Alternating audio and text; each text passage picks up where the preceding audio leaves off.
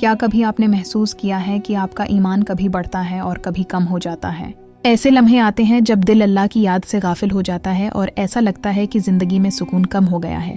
مگر کیا آپ جانتے ہیں کہ کچھ ایسے طریقے ہیں جن سے ہم اپنے ایمان کو مضبوط کر سکتے ہیں اور اسے ہمیشہ تازہ رکھ سکتے ہیں؟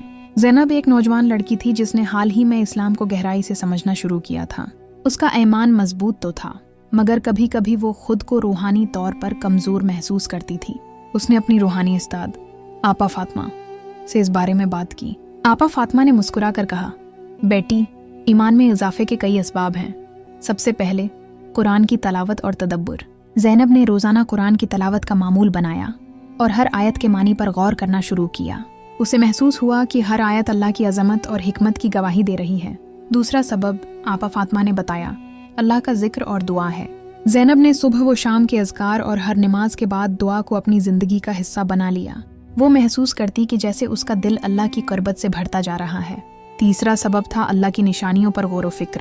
زینب نے آسمان، ستاروں، پرندوں اور درختوں کو نئے نظریے سے دیکھنا شروع کیا۔ اسے ہر چیز میں اللہ کی قدرت اور تخلیق کی خوبصورتی نظر آنے لگی۔ چوتھا سبب تھا نیک صحبت اور اسلامی تعلیمات کا حصول۔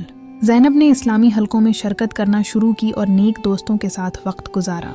اسے ہر وقت اپنے ایمان کو تازہ رکھنے کی ترغیب ملتی رہی۔ پانچواں اور اہم سبب اللہ کے لیے عمل کرنا۔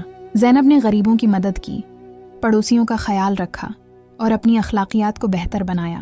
ہر نیک عمل اس کے ایمان کو مزید مضبوط کرتا گیا۔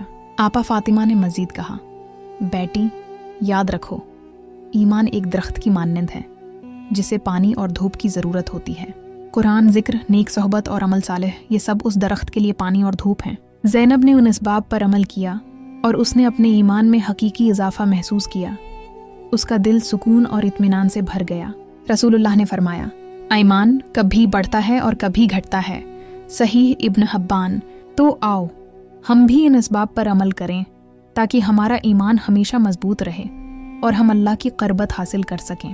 یا اللہ، ہمیں اپنے ایمان میں اضافہ نصیب فرما اور ہمیں ہمیشہ اپنے راستے پر ثابت قدم رکھ۔ آمین۔